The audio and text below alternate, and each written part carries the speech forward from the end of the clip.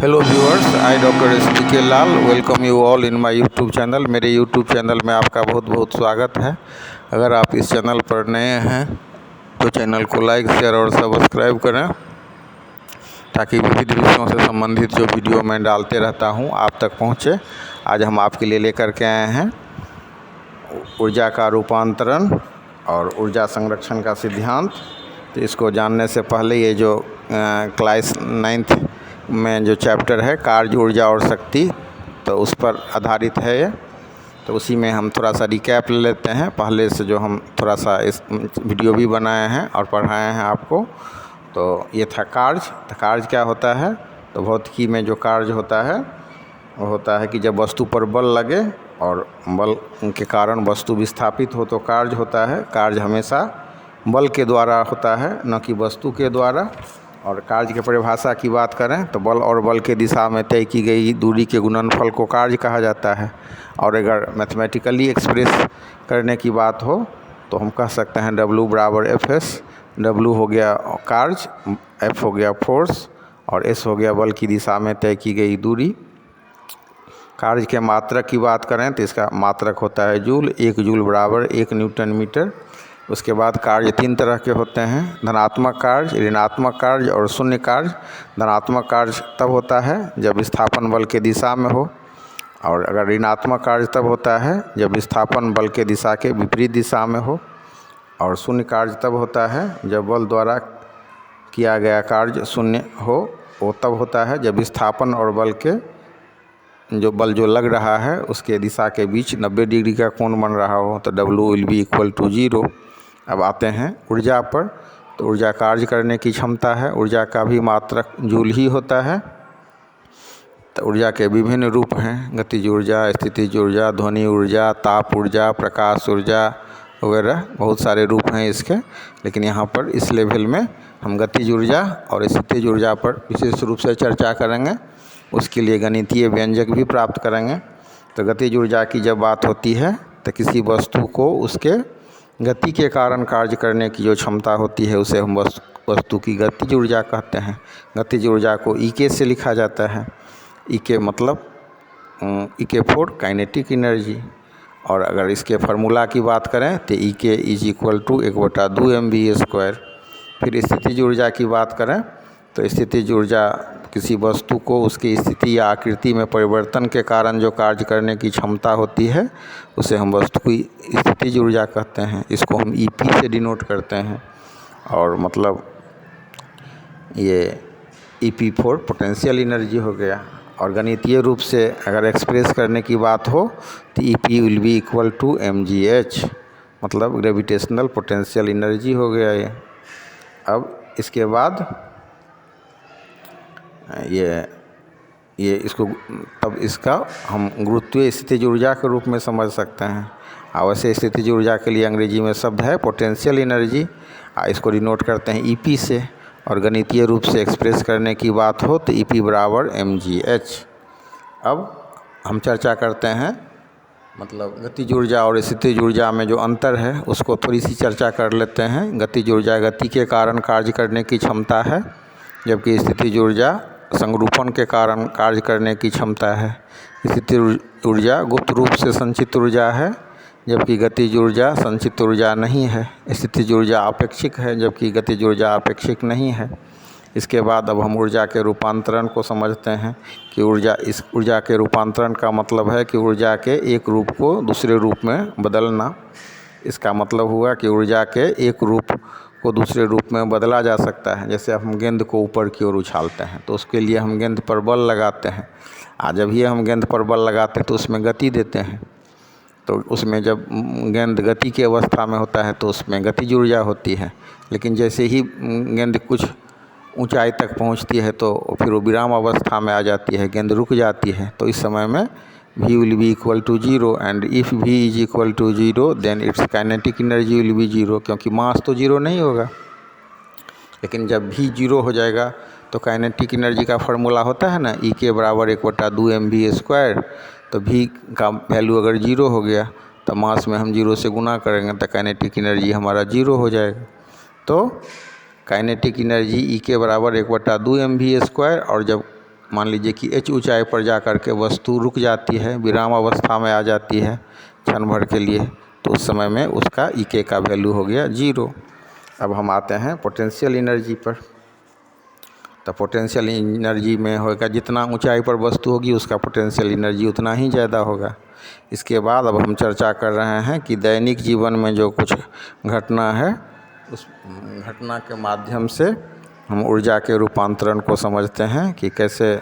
जैसे हम कोयला को जलाते हैं, तो कोयला को जलाते हैं तो क्या होता है, कोयला में होता है रासायनिक ऊर्जा, तो इसका रूपांतरण ऊष्मीय ऊर्जा में हो जाता है। कोयला का कुछ भाग जो हो जल करके रोशनी देता है, कुछ ताप देता है, कुछ आवाज़ भी थोड़ी सी हो जाती है। तो इस प्रकार हम कह सकते हैं कि कोयला को जलाने पर उसमें जो अवस्थित जो रासायनिक ऊर्जा है उसका रूपांतरण प्रकाश ऊर्जा में और ध्वनि ऊर्जा में हो जाता है।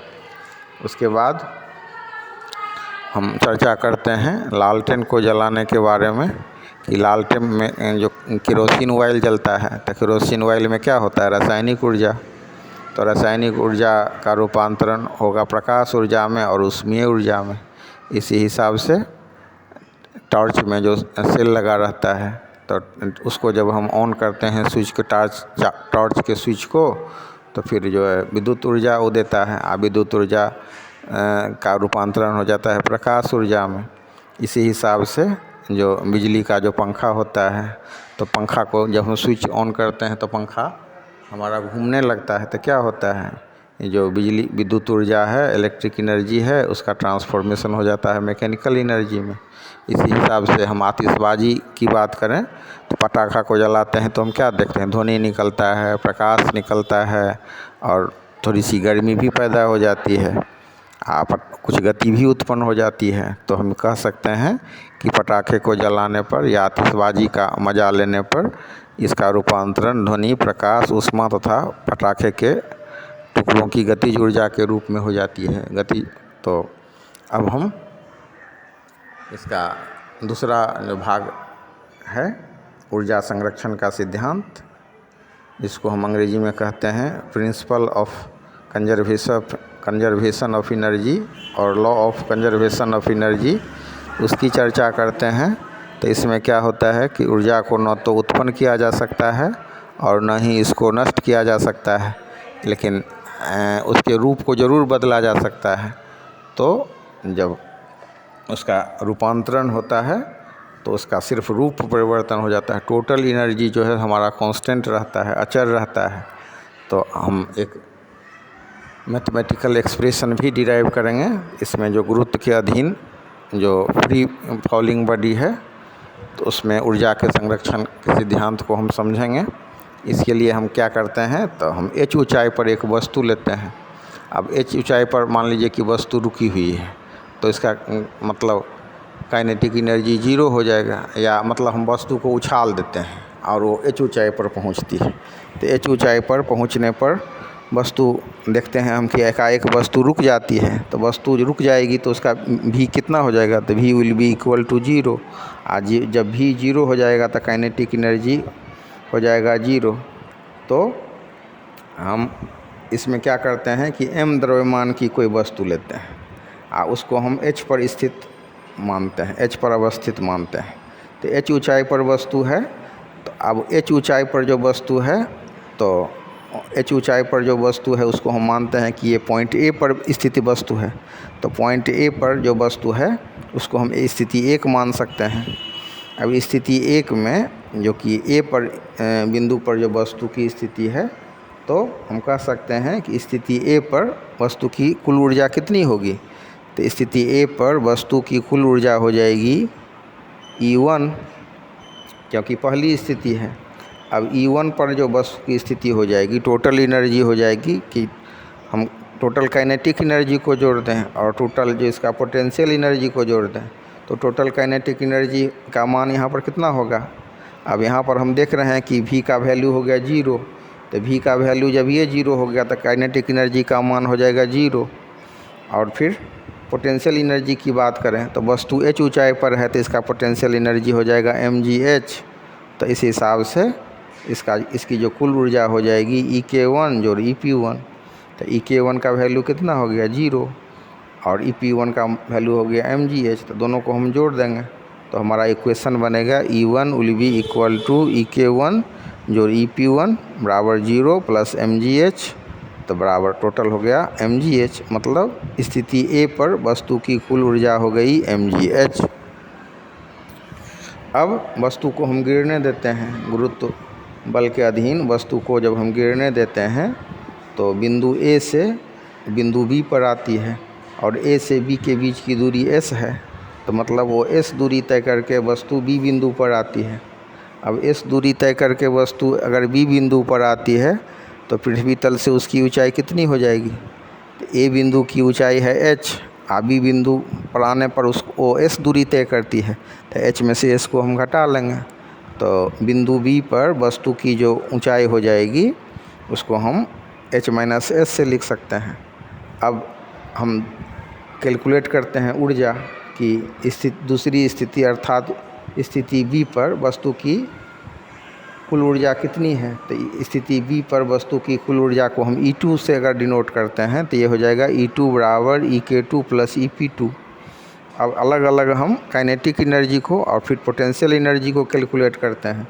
इसके लिए हम क्या करते हैं कि ये जो हमारा वेग समीकरण है उससे हम v² का वैल्यू प्राप्त करते हैं। तो फार्मूला से हम जानते हैं कि v² बराबर क्या होता है, गति समीकरण, तो गति समीकरण के हिसाब से v² बराबर होता है u² जो 2s। अब हमने गति के समीकरण में देखा है ना कि 3-4-5 इक्वेशन है, उसको आप लोग याद रखिए, उसको देख लीजिए। a बराबर v-u/t, v बराबर u+at, v² बराबर u² जो 2as, s बराबर ut जो हाफ at²। तो यही जो गति का समीकरण है v² बराबर u² जो 2as, इससे हम v² का वैल्यू ज्ञात कर लेते हैं, तो v² का वैल्यू हो गया 2gs। अब हम स्थिति B पर इसका टोटल काइनेटिक एनर्जी को कैलकुलेट करते हैं, तो स्थिति B पर काइनेटिक एनर्जी को हम EK2 से डिनोट कर सकते हैं क्योंकि ये दूसरी स्थिति है, तो EK2 बराबर हो जाएगा 1/2 mv²।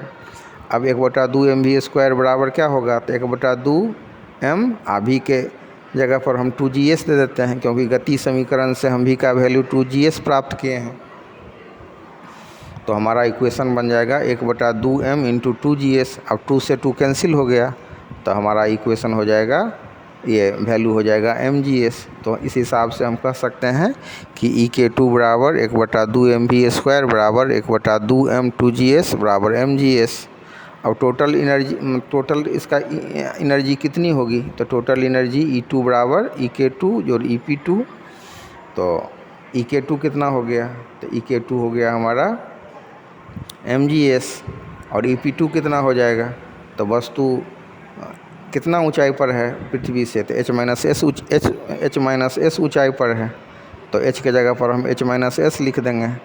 तो ये जो हम EP2 कैलकुलेट करेंगे तो ये हो जाएगा EP2 बराबर mgh, h के जगह पर h-s, तो हमारा इक्वेशन बनेगा mgh-s और mgh-s बराबर हो जाएगा। तो अगर हम इसके बिंदु B पर स्थिति B पर टोटल ऊर्जा कैलकुलेट करें तो ये हो जाएगा E2 बराबर EK2 प्लस EP2 बराबर mgs प्लस mgh-1 बराबर mgh। तो हम ये बराबर हो गया E1 के, मतलब बिंदु A पर जो जितनी ऊर्जा है उतना ही बिंदु B पर। इस हिसाब से टोटल ऊर्जा हमारी सुरक्षित रहती है, संरक्षित रहती है, इसी को हम कहते हैं कंजर्वेशन।